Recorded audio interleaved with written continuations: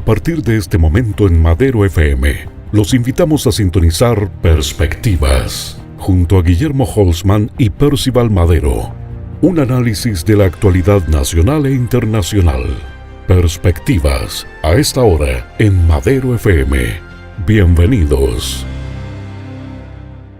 Bienvenidos, distinguidos auditores y televidentes, nuevamente en nuestro programa Perspectivas, que hacemos semana a semana con nuestro distinguido amigo y colega Guillermo Holzman, a quien siempre le agradecemos la gentileza de sus escasos tiempos para venir a compartir con nosotros una mirada de lo que ocurre en Chile y en el mundo, una mirada autorizada, docta, informada para todos nuestros distinguidos y distinguidas seguidores en nuestro programa Perspectiva. Guillermo, gusto saludarte. Muchas gracias nuevamente por estar acá con nosotros. No, Percival, no, nada que agradecer. La verdad que un agrado, no solamente, honrar nuestra amistad de tantos años y tener la décadas, posibilidad, como decimos a veces, así de participar ¿ya? En un programa y ayudar a quienes nos siguen a que tengan una mejor opinión respecto a lo que pasa en Chile y en el mundo. Y tanto que es lo que tenemos que decir, particularmente los nortinos, de lo que ocurre en nuestro país, y particularmente tú, que eres un ariqueño de tomo y lomo. ¿Ah? Bueno, gracias por estar acá, Guillermo, y empecemos con el programa de hoy.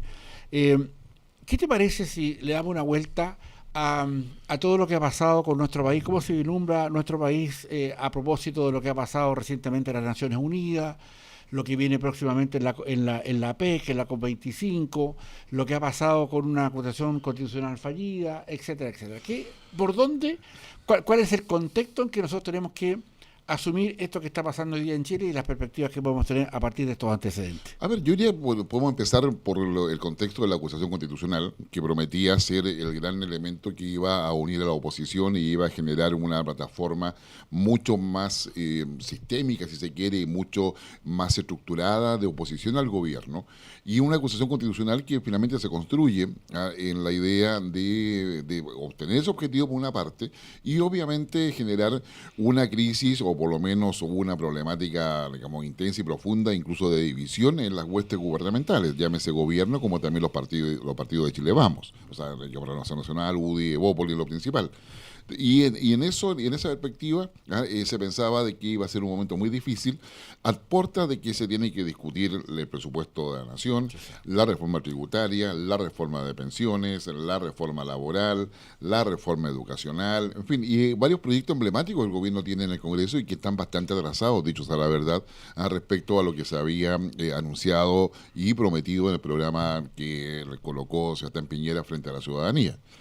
En ese contexto, el hecho de que haya fracasado la acusación constitucional y en la Cámara de Diputados, es decir, ni siquiera alcanzó a pasar al Senado, deja heridos importantes. Primero, una división más profunda dentro de la oposición, una oposición que se desmorona en muchos sentidos y pierde todo el ímpetu de unidad que había logrado construir hasta ese minuto, lo cual es bueno en una parte, pero también genera otras problemáticas. Bueno, porque para la oposición significa, en términos concretos, de que todo lo que estaba planificando en términos de unidad con vistas a las elecciones de alcalde, concejales y eventualmente gobernadores, va a tener que hacerse todo de nuevo. Definir la relación entre el Partido Socialista y el Frente Amplio, ver qué es lo que pasa al interior del Frente Amplio con todos los grupos, movimientos y partidos que hay dentro de él, la fragmentación que hay, la división que hay en la democracia cristiana. Recordemos que la acusación parte por un diputado de la democracia cristiana. Lo que pasa alrededor del Partido Radical, que cada vez más aparece con esa función ya histórica del Partido Radical de ser bisagra entre la democracia cristiana, el Partido Socialista. Sí, y yo diría que ahí hay todo un tema que deja a la oposición nuevamente en una situación de buscar el punto que le genere la unidad necesaria para tener resultados políticos en el Congreso, pero también resultados electorales en las próximas elecciones. Gracias. Yo creo que eso es lo primero. Pero también deja al gobierno con una oportunidad impresionante y ahí nuevamente el gobierno va a colocar sobre la mesa sus capacidades reales para generar las negociaciones que necesita para sacar adelante primero la reforma tributaria o en forma simultánea también con el presupuesto. El gobierno ha ligado el presupuesto de 2020 a la reforma tributaria. En consecuencia, todo hace pensar que la reforma tributaria va a pasar por alguna cocina. Claro.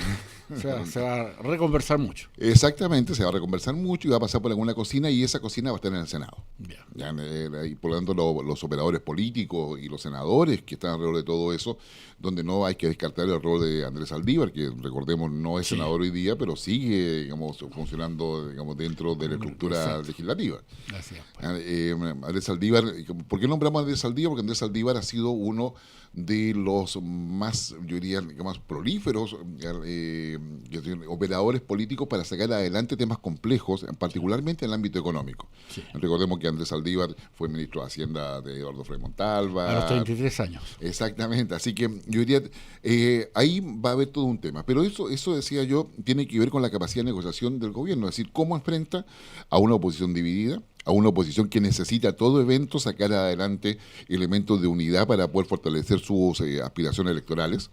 Y es ahí donde la Blumel, como ministro secretario general de la Presidencia, todo el equipo del segundo piso, como le quitan la ruleta, van a tener que mostrar si efectivamente son capaces de aprovechar esta oportunidad que le ha dado la acusación constitucional. Eso yo diría que es primero en términos de agenda legislativa. Lo segundo yo creo que pasa es que Marcela Cubillos se transforma a raíz del fracaso de la acusación constitucional en una lideresa. Y eso la puede llevar a que puede ser una estupenda candidata senatorial, claro, o la puede llevar también a hacer una carta presidencial. O sea, recordemos que a lo mejor de ahí esto es una suposición, puede surgir el legado de Piñera en términos de buscar un segundo gobierno del mismo signo o bajo la misma línea que continúe lo que ha hecho Piñera 2, digamos. Entonces yo diría que ahí hay un escenario que está en elaboración y que va a depender mucho de cómo lo aproveche efectivamente el gobierno para poder avanzar en todo ello y particularmente la agenda legislativa, pensando en que las condiciones en las cuales se da, o sea, estas son condiciones favorables, pero también en el mes de octubre, ya a finales de octubre, todos aquellos que quieran ser candidatos a algo, ya sea concejales, alcaldes o gobernadores. Y que estén en el aparato público. Exactamente, que como tú bien dices, están en el aparato público, tienen que renunciar. En consecuencia, de alguna forma se inicia también el periodo electoral o preelectoral. Claro. Y esto implica que de alguna forma deberíamos esperar algún tipo de ajuste de gabinete, por si hay algún ministro, subsecretario, intendente, que esté pensando en avanzar en una carrera de esa naturaleza y por lo tanto vamos a tener un cambio de gabinete. No sé si acaso de mayor profundidad en términos de ministros, pero al menos yo diría de subsecretarios y intendentes y gobernadores eventualmente que quieran hacer una carrera política en sus respectivas regiones. Entonces, pero a su vez también tenemos el otro elemento importante a tener presente en este sentido, es el acuerdo que tiene que consolidarse todavía de que efectivamente va a haber elecciones de gobernadores. Y todo eso hace pensar que debería producirse entre diciembre y enero un acuerdo para poder zanjar el tema de los gobernadores, gobernadores que en una primera instancia van a tener, yo diría, bien limitadas atribuciones. Va a tener que convivir con el delegado presidencial, quien va a tener acceso a los recursos, el gobernador va a tener poco, o sea, el gobernador que se reemplazaría al intendente, va a tener muy pocos recursos, y va a tener que buscar acuerdos políticos dentro de la región. En consecuencia, esto es lo que nos espera, yo diría, dentro de, por lo menos, digamos, de la perspectiva política, tomando la acusación constitucional, en lo que se viene de aquí al mes de enero. ¿Y por qué el mes de enero? Porque en el mes de enero normalmente hay legislatura extraordinaria, y el mes de enero pasa a ser el mes donde los proyectos más emblemáticos tienen que salir, más allá que el presupuesto tiene que estar listo antes del 30 de noviembre. Guillermo, internamente también esto de las izquierdas, por una parte el Frente Amplio y por otra parte el Partido Socialista que presenta esta acusación constitucional, ¿cuán debilitado ves tú que puede crear o puede quedar, o si finalmente esto se va a hacer borrón y cuenta nueva, en el sentido que va a presionar una nueva unidad, el hecho de que si no van juntos, por lo menos para las gobernaciones, es probable que la oposición quede sin ninguna gobernación? Entonces, ¿cómo ves tú esta situación de que hay dos izquierdas? Una que lucha por tener cierta, por recuperar algún tipo de hegemonía que tuvo, y otra que busca tener espacio para poder moverse, digamos. Yo creo que acá hay varias cosas que se deducen frente a lo que tú vas viendo de los estudios de opinión pública, etcétera. Es decir, ya cada vez es más evidente que el mantener la idea de izquierda en la lógica del siglo XX no está conduciendo a ningún espacio de crecimiento electoral ni político de los sectores que vienen de esa izquierda del siglo XX. Es cierto de que en los sectores del Frente Amplio, incluso socialismo, PPD particularmente, hay nuevas ideas, pero todas parten, cuando están nuevas ideas, primero de un pensamiento liberal. Por lo tanto, abandonan ya definitivamente las premisas marxistas, las premisas anarquistas propias o tradicionales, si tú gustas. Y es ahí donde yo diría que hay un primer tema donde incluso una pugna, dentro de varias que hay, pero de pugnas más ideológicas dentro del Partido Socialista, es ir transitando hacia un socialismo liberal. Y aun cuando muchos de ustedes pueden estar dispuestos a un debate sobre esto, sí, efectivamente eso hoy día existe, que tiene diferencia con la socialdemocracia tradicional. O como el comunismo capitalista de China. Claro, exactamente. O sea, de alguna forma hay un pragmatismo, hay una propuesta ideológica pragmática que supone aceptar el liberalismo, y lo liberal en términos de principios, pero con un claro rol del Estado respecto a la necesidad de la sociedad. Y eso es un poco el sello que se ha ido colocando incluso en el proceso de globalización, aceptado, diría, a nivel mundial, incluso por muchas potencias, respecto a que la globalización no puede seguir funcionando solamente basado en el mercado, sino que tiene que haber un rol muy complementario del Estado y un Estado realmente fuerte y eficiente. Y no tiene que ver con el tamaño del Estado, tiene que ver con la gestión, con la capacidad de gestión del Estado. Y eso yo diría que hoy día Fuerza del Socialismo no lo discute, sino que lo quieren profundizar. Pero eso significa que la izquierda va a tener que abandonar, y eso es la pugna que hoy día se visualiza en términos de que hay un sector de la izquierda ya más tradicional, digamos, heredera del marxismo en general, ya sea marxismo soviético, o marxismo cubano, o bolivariano, si se quiere, de Chávez, de que la revolución todavía es posible. Sí. Y sucede que el futuro no está pasando por encima del presente, es decir, porque no estamos tomando las decisiones adecuadas. Entonces ahí yo creo que hay todo un tema y que debería cambiar el eje del debate. Pero eso también implica para la propia derecha abandonar un poco también esa lógica. O sea, claro. Entonces, ya Locke, Adam Smith, qué sé yo, Immanuel Kant, requieren una segunda lectura de parte de la derecha para poder avanzar también a un liberalismo al que es más capitalista y que se junta con lo que son los desafíos de la globalización. Entonces, las diferencias, como tú ves, no son tantas, porque estamos en una propuesta ideológica que tiene una base liberal, con distintas interpretaciones respecto a los principios, pero que apuestan a lo mismo. Como el liberalismo capitalista está con un rol importante en el mercado, pero no niega ni reniega del Estado. Como esta cosa del Estado mínimo, claro, cosas así, ya es una cosa del pasado.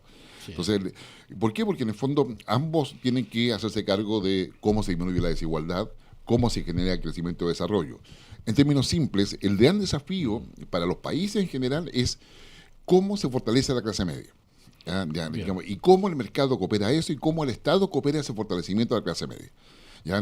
Que es uno de los cambios tectónicos, ¿sí? diría qué sé yo, más de algún académico o analista, sí, que está presente en estas 2 décadas iniciales del siglo XXI, perdón. Ahora, esta parte de la interpretación de cómo visualizan la circunstancia que pasa hoy día en Chile a propósito de lo que estamos conversando, pero también tenemos otros casos que van a ser muy interesantes respecto de lo que va a pretender Chile en el caso de la PEC y en el caso de la COP25. En este contexto político ya nos sacamos un poco de la parte interna, que es lo que hemos conversado recién, para llevarlo a una mirada más estrategia, o sea, ya mirando el bosque que mirando los árboles. Exactamente. ¿Cómo tendríamos que aprovechar mejor esta oportunidad? A ver, yo diría primero entender que Chile es un país referencial para el resto del mundo. ¿Por qué Sebastián Piñera, en su calidad de jefe de Estado de Chile, es invitado al G7, al G20? Hay preocupación porque Chile está alineado con lo que hacen las potencias, se le considera su opinión. No es porque esté Sebastián Piñera al mando del país, es porque Chile tiene más de 4 décadas, que se los 80 en adelante, ya comprometido con una plataforma macroeconómica neoliberal. Y en la demostración patente, como ejemplo al resto del mundo, de que un país en desarrollo, subdesarrollado, a un país pequeño incluso, sí, aplicando políticas neoliberales, efectivamente ha alcanzado crecimiento y desarrollo. En consecuencia, para las potencias, distinguir a Chile significa decir a todos el resto de los países, recordemos entre paréntesis, en el mundo, en Naciones Unidas por lo menos hay 193 países representados, hay 20 economías más importantes, y el tema es que de todas estas economías, los 170 países restantes, Chile es un ejemplo. Entonces Chile es ejemplo para 170 países, por colocarlo en términos muy simplistas, pero para todos aquellos que quieran, digamos, tener crecimiento y desarrollo, las reformas institucionales que ha hecho Chile, la aplicación de políticas públicas, desde lo laboral, lo judicial, como lo territorial, todo lo económico, tributario, en fin, todas las reformas que Chile ha hecho y que nosotros la hemos vivido acá y donde cada cual puede tener su opinión respecto a cuál ha sido el impacto que han tenido, son ejemplos para otros. Por lo tanto, Chile tiene hoy día un liderazgo referencial.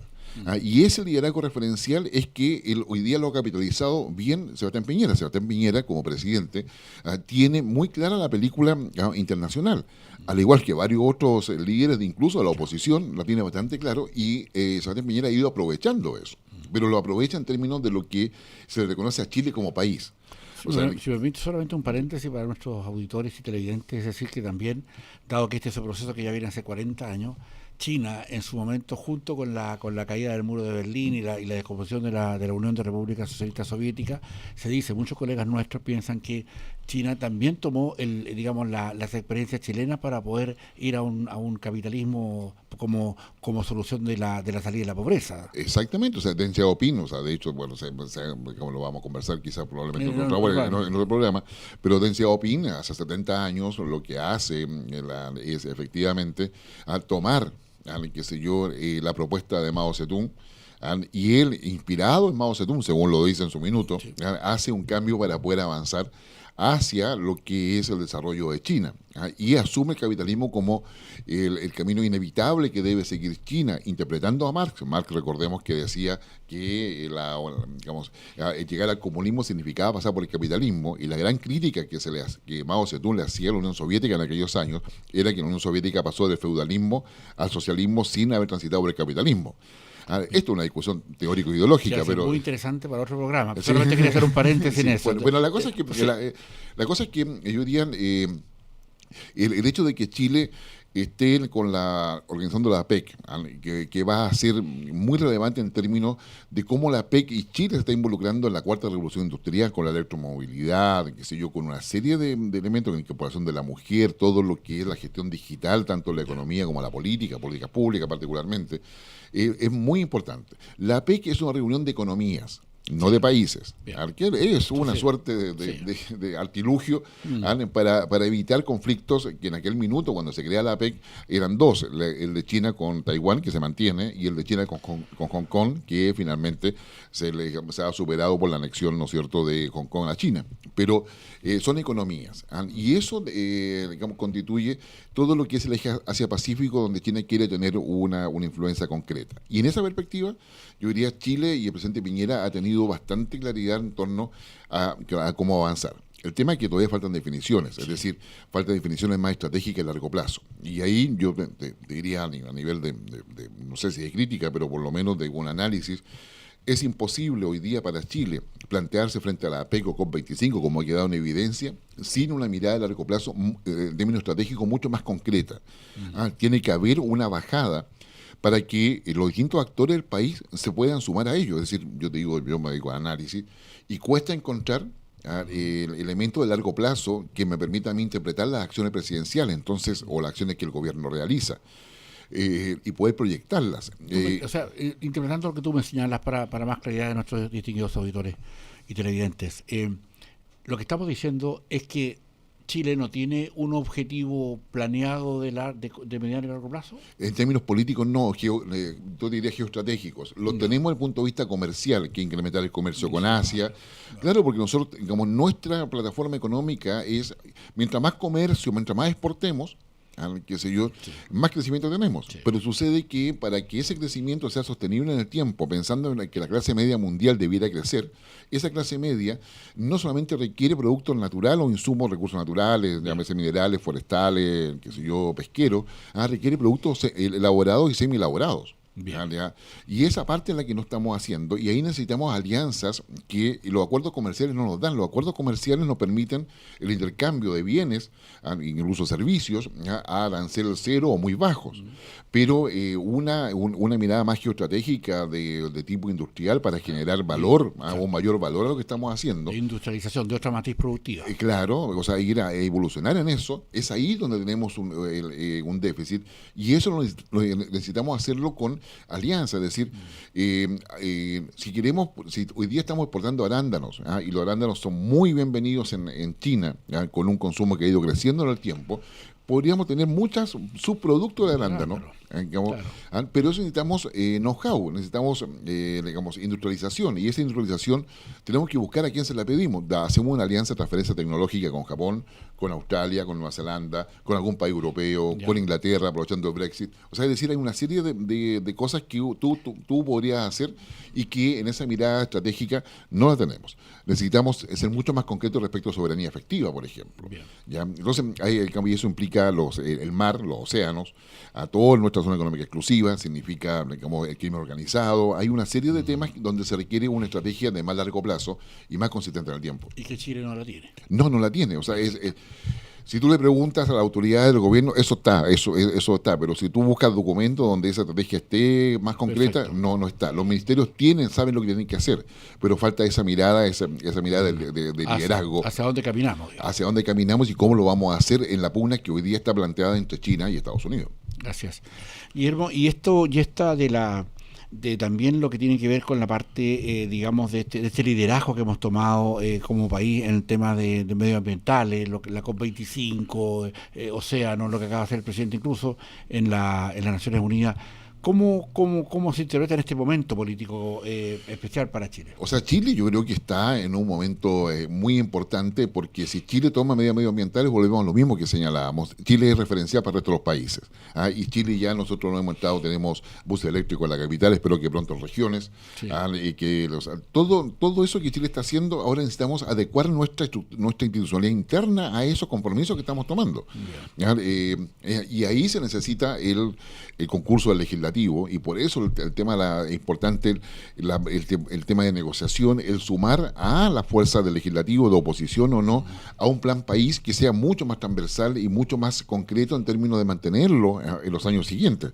Aquí estamos hablando, cuando hablamos de medio ambiente, estamos hablando de políticas que deben implementarse gradualmente de aquí al 2050. Es decir, necesitamos un acuerdo interno que nos dé estabilidad respecto a decisiones que hoy día estamos tomando, pero que se deben mantener en el tiempo y que no deben ser materia de una competencia programática en un proceso electoral. Y eso yo diría es lo que no tenemos. Entonces, el presidente Piñera lo está haciendo bien, yo diría, no cabe duda, y eso se ha reflejado en las encuestas, pero necesitamos ahora ese acuerdo país, porque estamos en el momento preciso, y la COP25 y la PEC debiera ser, yo diría, el incentivo adecuado para llegar a ello. Perfecto. Guillermo, mira, hay un tema, pero desgraciadamente el tiempo se nos acaba, que seguramente lo vamos a dejar para otra oportunidad. Es también qué pasa con este medio ambiente cuando justamente las grandes potencias, Estados Unidos y China, no respetan este medio ambiente, no se suben al Acuerdo de París. Es para otro tema más grande. Sí, un tema más grande, y que tiene que ver con lo que ellos igualmente, o sea, Estados Unidos, China tienen una decisión de ver quién se queda con el mundo, quién tiene más dominio o influencia a nivel mundial. Ya no hablamos de poderes hegemónicos, son poderes complementarios, pero uno es más igual que el otro, por decirlo de alguna forma. Muy bien. Guillermo, queremos agradecerte la gentileza que tienes con la plataforma de Madero Comunicación, y particularmente en nuestro programa, en esta segunda temporada, Perspectivas. Muchas gracias por tu tiempo. No, gracias a ti, Percival, y gracias a todos ustedes que nos escuchan y nos ven. Y a ustedes, distinguidos auditores y televidentes, le agradecemos la gentileza de estar ahí con nosotros, y será hasta una nueva oportunidad. Todos los días jueves después de las noticias, y también los domingos a eso del mediodía, que se repite este programa Perspectivas. Por la atención dispensada, muchísimas gracias. Aquí concluye Perspectivas con Guillermo Holzman y Percival Madero. El análisis y la actualidad nacional e internacional. Perspectivas en La Fuerza del Norte.